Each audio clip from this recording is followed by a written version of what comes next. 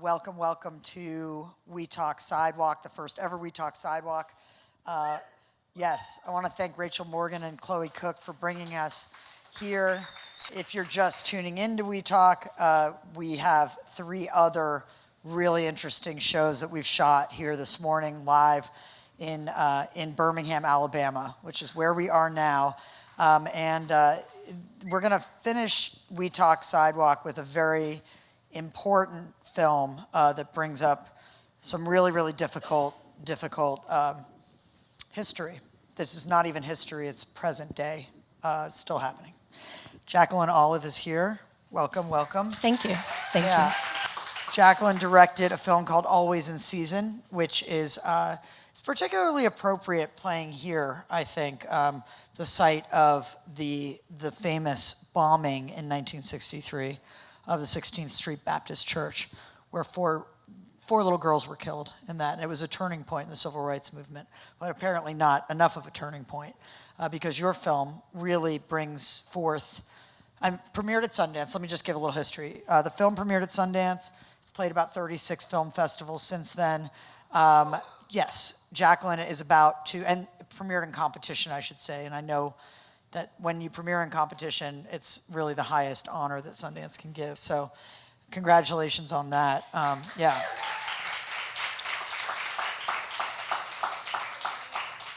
And prior to that, working mostly in TV, yes? No, Black to our roots? Not at all. Not at all. Wrong. I started out in journalism, so I started out shooting film, news, sports, and weather for an NBC affiliate in my hometown in Mississippi, and then moved to working with PBS on the Independent Lens series, and then into film.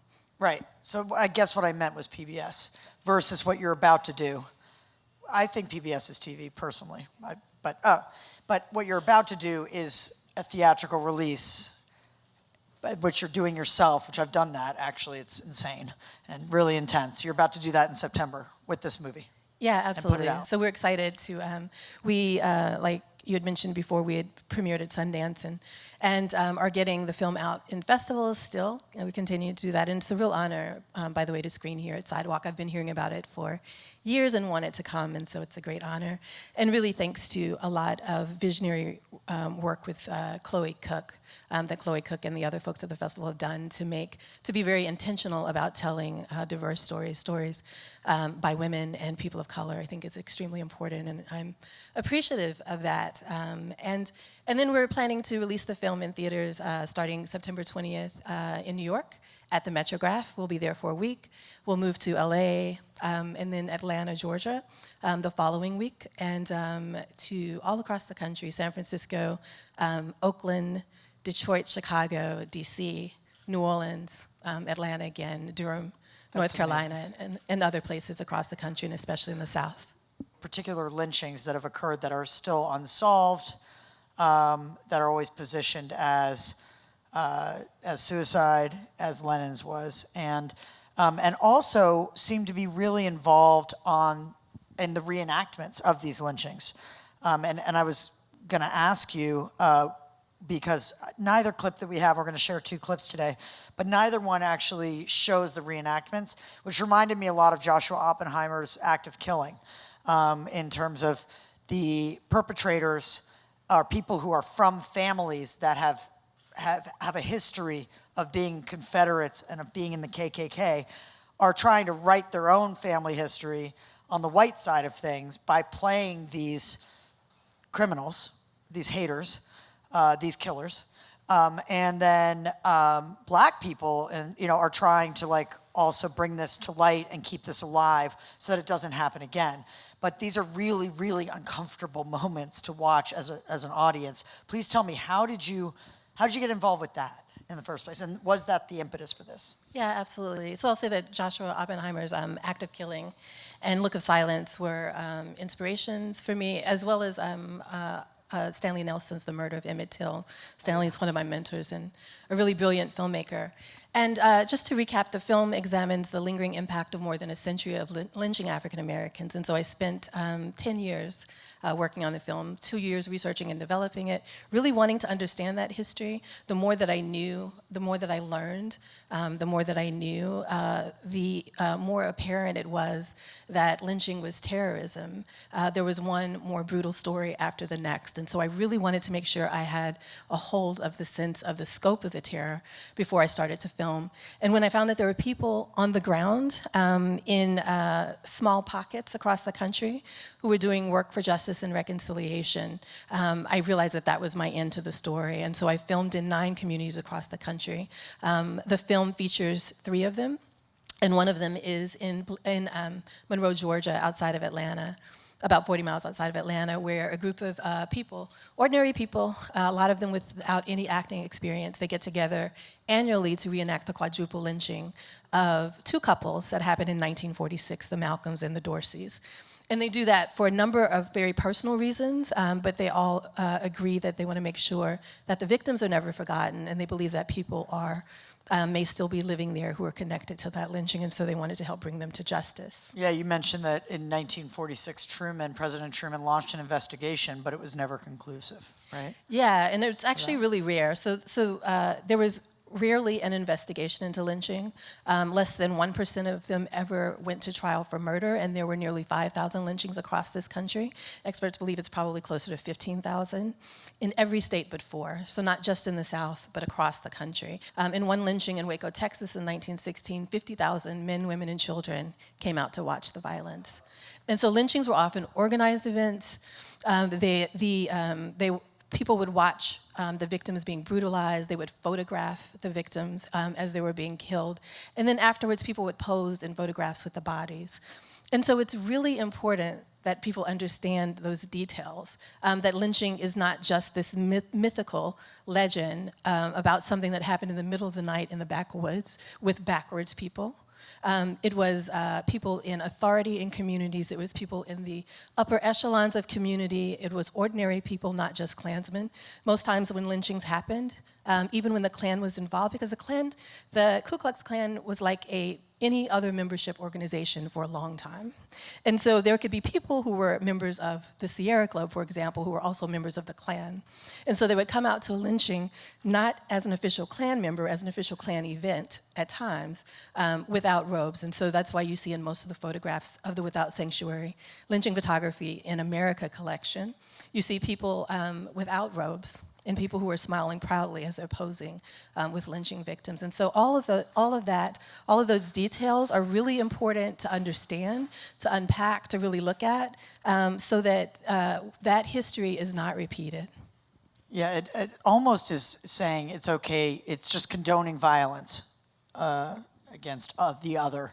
And in the case of Lennon Lacey, he was killed 59 years to the day since the lynching of Emmett Till, correct? Yes. So that's not by accident, it seems a bit odd, the timing. It could be. So the problem with, the second case, the second story that the film covers is it ties that historical terrorism to the death of a 17-year-old named Lennon Lacey, who was found hanging from a swing set in 2014.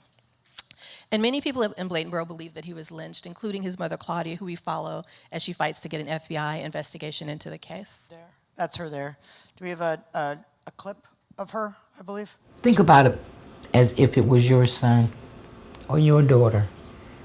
If you knew in your heart and in your mind that someone took your child's life and everything that you've done that's humanly possible, they taken it and twisted it and turned it, how far would you go to get to the truth? How soon would you let it go? Yeah. So is she letting it go? What's going on? Because no, she's not. She's Claudia almost from the very beginning. Somehow found the energy to lead the fight to find out what happened to Lennon, and she has really continued to want to get the story out and to work to get the story out. And I'll just say that you had mentioned about whether or not this happened, whether or not there was a coincidence around the Emmett Till cases, that Lennon was last seen the day that Emmett Till was killed on that anniversary. And his body was found the next day. And because police spent only a few days, 4 to 5 days, looking into the case before they decided it was a suicide, it's hard to know what happened. First and of all, so it's really important for me as a journalist to distinguish that this case is not characterized as a lynching because there's not enough information to know what happened.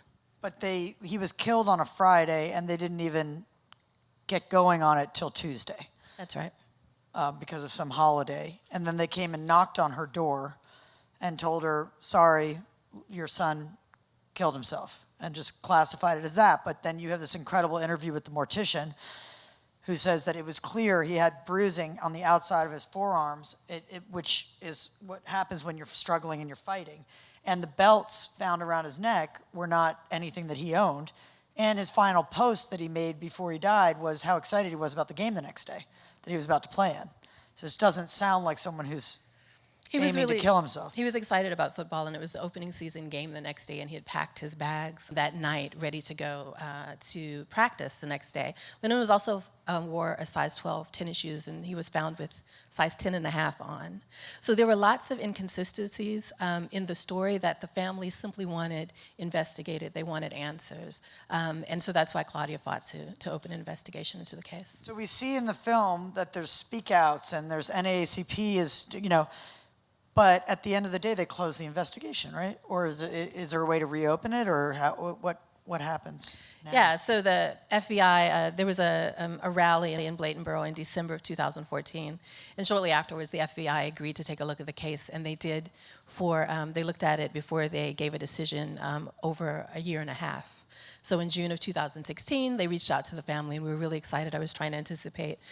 We went to film, and I was trying to anticipate what they might say, and we considered a lot of possibilities. But the one that we did consider is that they were closing the case without asking for more information from Claudia or the family.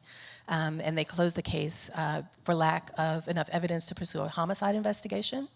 And they told the family that if they come back with more information, they're happy to open it, which really puts the onus of investigation on the family again. Which the older brother said he's found more evidence, in a matter of days than the police ever presented. So it begs the question of who they're protecting.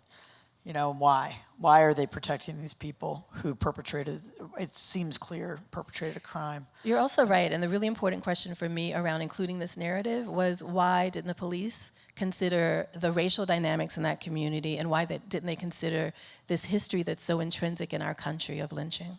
What for you as a filmmaker was sort of the biggest challenge? You talked to some people who might be involved towards the end of the film.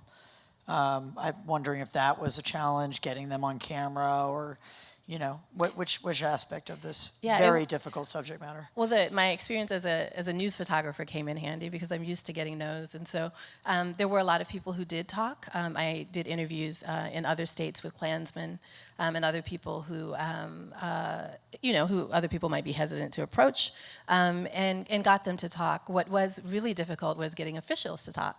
So I approached the chief of police, the medical examiner, the coroner's office, the DA, and the FBI, and no one would do an interview or release records. The FBI finally, through a FOIA request, released a 10-page redacted summary that really didn't give enough information to understand how they came to their conclusion. Because it was so heavily redacted? Because it was so heavily redacted, and they said things like there was a certain number of interviews that they did, but they didn't say with whom or what the content of those interviews were. Let's take a look at another really powerful clip, which will put this all in context. I think what most people have a hard time appreciating is if you were black and alive in many parts of this country, the 20th century, you were always at risk. You were always a target. You were always an object to be victimized, to be humiliated, to be taunted, to be sexually exploited, to be killed. And there was no respite. There was never a moment when you were allowed to feel like you can be safe for just a little while.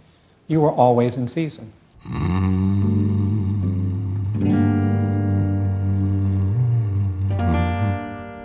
Most black men were lynched because they were accused of having sexually assaulted a white woman for murder or some violent act committed usually against a white man. But sometimes it could just be having violated the rules of, not having tipped one's hat or having left the side of the street when a white person was walking past.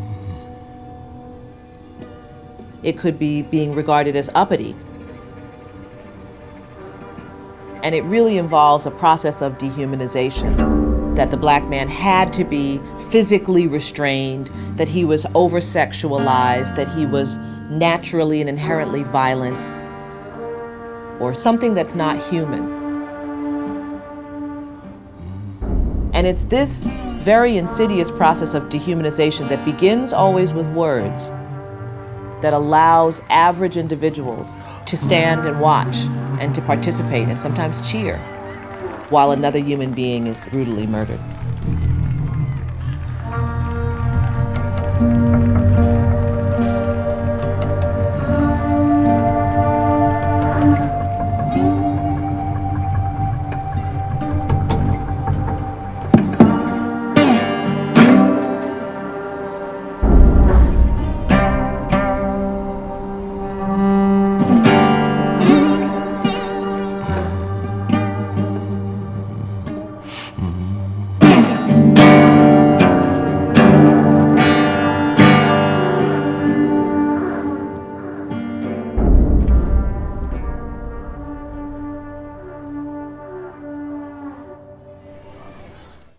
As a mother yourself, as a woman, one particular moment that as a mother myself and as a woman filmmaker, I really appreciated was that when in that setup when you're talking to mom, and she just sits and reflects for a second because the train's passing by, and she talks about how Lennon really didn't like the train as a kid, and she's quiet, and then she just reflects on her son and the loss of this human that she raised and kept safe and did such a great job with, it seems. He was such a wonderful kid. And then you cut to the train, and the train is so violently from above, right above, and it's literally slicing through the frame. It's a beautiful, it's an incredible edit. My compliments to you, but it made me wonder if you're a mom yourself and how hard it was for you filming his mother, and what it was like coming home to your kids. Yeah, absolutely. I want to shout out Patrick Sheehan, who's a cinematographer who shot that scene and a lot of the beautiful footage that's in the film, who will be here at Sidewalk. And Osea said, who was the composer. That cue is one of my favorite cues, and I think the score is really extraordinary. This is why representation and diversity in filmmaking is so important, particularly as a director, is because there are things that I understand as a black mother, one black mother to the other. My son was Lennon's age when he was killed, when he was found hanging. And so I, as a black mother, understood the trauma of that in a way that we can, connecting across centuries of this form, this type of dehumanization, this level of dehumanization and violence. And it was really important for me to make sure that I represented Claudia with all of her complexities and as deeply human as possible. And so that scene was really about understanding, helping people to feel what was going on inside of her head, that wrenching of her child from her was really reflected as the train was moving through, and also the anger. The thing about Claudia that is really quite remarkable is Claudia is extremely open despite this, that her heart is open, and also that she, at this point, she's so good with processing emotion that anger that she had initially was not there when we shot that scene, which was probably a year and a half later. Pierre was really, Pierre, who's Lennon's oldest brother, hadn't processed the anger in the same way, and so you can see it much more clearly on the screen. And so as we were thinking about that scene, I wanted to reflect the anger that you can see in her eyes. There's a point at which she's talking to me, and she's thinking about Lennon. It's this sweet moment when you can tell she's reconnecting with her baby. And then her eyes squint, and she's so angry, and there's nothing that's said, but I'm looking for that. And because I'm there looking for that, and because Claudia is there being open to sharing her story in the way that she did, made those kind of scenes possible. That's really interesting. I took it as the train was slicing through her, like her life. You know, it was just never going to be the same again. And as a mother myself, there is no more unthinkable thing than the loss of your child. There's like I can't even really watch movies about it. I mean, I watched yours because we were preparing for this, but I literally am scared of it. And as we as a society are often scared of anger, and I feel like one thing that you do cover in this film, and I want to know what you think about this, is everyone's trying to heal through these reenactments. Anger is something that, oh, she's angry, oh, he's angry. Like, anger is a bad thing. But anger is also a driver, right? It's very important, anger. And pain is the driver of progress, if you let it be. That's anger right. and pain. If you channel it correctly. Anger is a very powerful emotion. I was a firefighter really briefly before I started making films. Yeah. You don't have to do that, but one person's just like, yes. Right? You know. Like it was the first time that I understood how anger can make you do things physically that you couldn't before. And it was my first lesson in the power of directed anger. And so I, as a filmmaker who was living in the same moments as all of you were, as there were police shootings going on, where officers were not even arrested, much less convicted, where there were vigilante killings going on, where I was understanding and navigating this history and filming all at the same time. There was plenty of anger, and I wanted to make sure that I used it in a way that really helped me to focus and be committed for 10 years to working on this project. I think if I didn't have the level of passion that I did, I wouldn't have been able to stay with it for 10 years. Yeah, I want to give a shout out. If you're watching this and you're interested in this topic, there's a film that we covered at WeTalk Tribeca last year called Say Her Name, The Life and Death of Sandra Bland. And when they were saying, say Lennon, Lennon, Lennon, and everybody was chanting his name, that is so important, you know? But that film, I don't know if you've seen it, it's masterfully done. I haven't, but I've been wanting to catch it. Yeah, she's so alive in the film because she shoots herself all the time with her camera. She's doing like a little blog. So she's alive as they're investigating her death, which again is one of those like, oh, don't know what happened. It really makes you think of the words Black Lives Matter.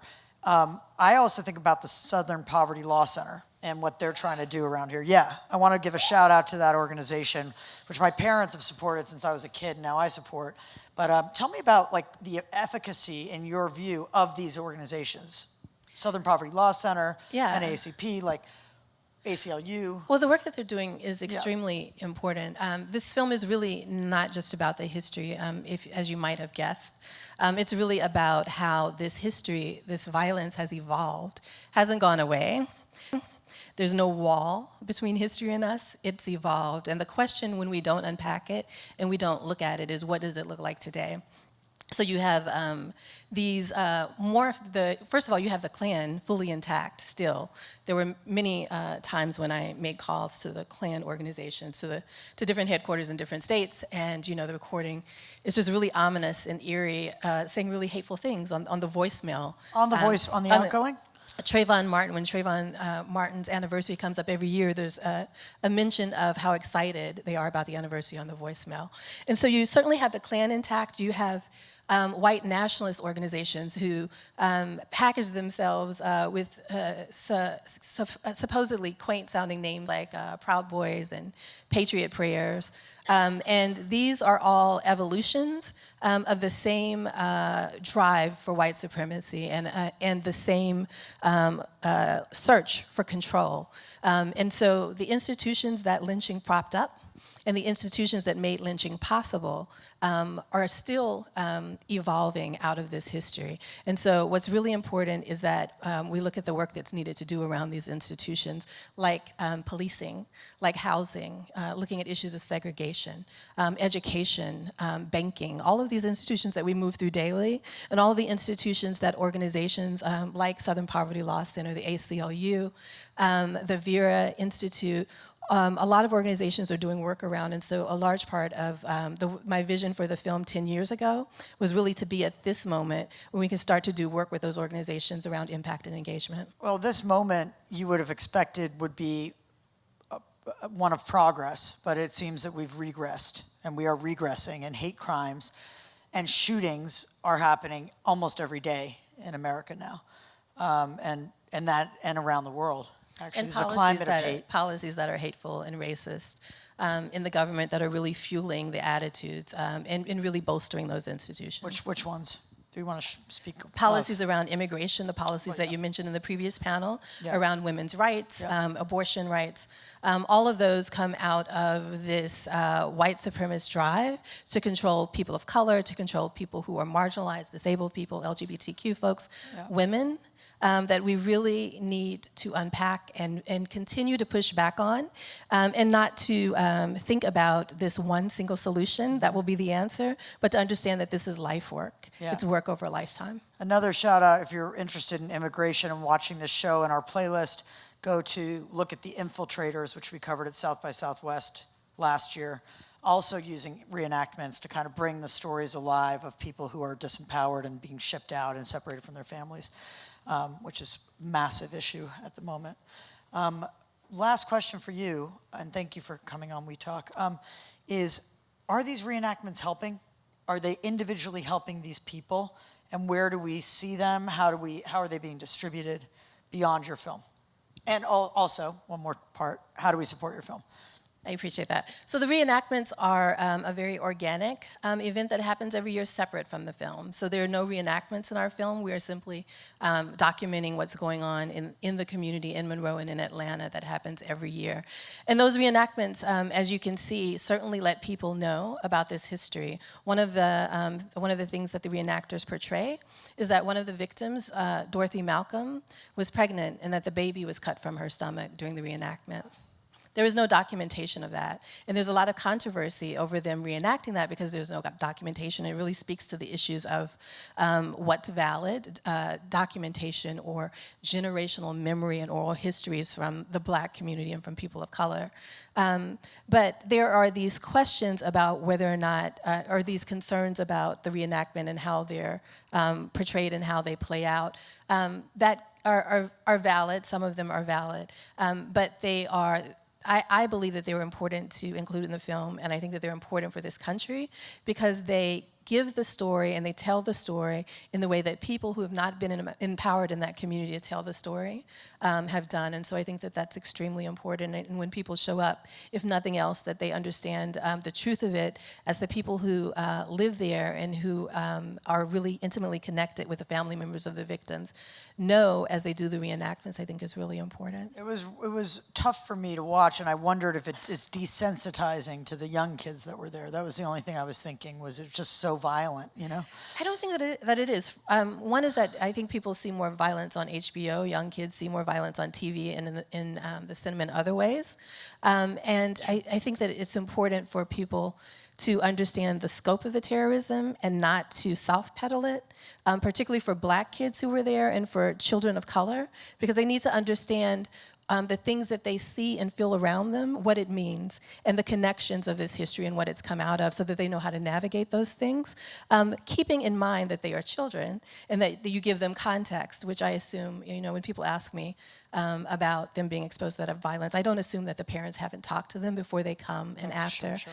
And folks get together in the church afterwards and talk about the reenactment and commune with each other and have food and really discuss the history. Well, it was great in your film to see, again, the context of why are these white people acting in this? You know, they're not paid actors. They're actually trying to turn the tide on a legacy within their family and within their souls. That's in their DNA. Absolutely, because all of us were impacted by lynching. Even when white people didn't go out to lynching, even when Black people weren't present because we couldn't be present at lynchings, it was too dangerous. We knew about the danger. We knew about the terrorism. White people understood that these similar events, when entire communities would come out, a lot of times I filmed in communities like in Duluth, Minnesota, where half the community, thousands of people came out to watch that lynching. So even when we weren't approving, even when you weren't there, when you know that that kind of violence existed, when you know that the people around you participated, and then there was this collusion to be silent about it, it begs the question is, what are the things that we're silent about that we're conditioned to not talk about, to not connect with over generations? Yeah. Okay, let's not be silent about your film coming out. How do support it? Absolutely. So at alwaysinseasonfilm.com, it's the website.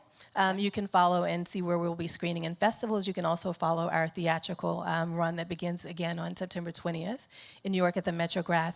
And then it will air on PBS on the Independent Lens series on February 24th, 2020.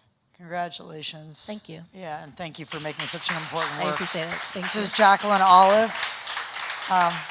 This has been our maiden voyage of WeTalk Sidewalk, and I want to thank everyone who came and brought their energy here today. It was a packed house. It was wonderful to see everyone connecting. We still have half an hour in the venue to drink some more champagne and drink coffee and eat hummus and talk. And really, let's lift each other up at this really, really important juncture in our history.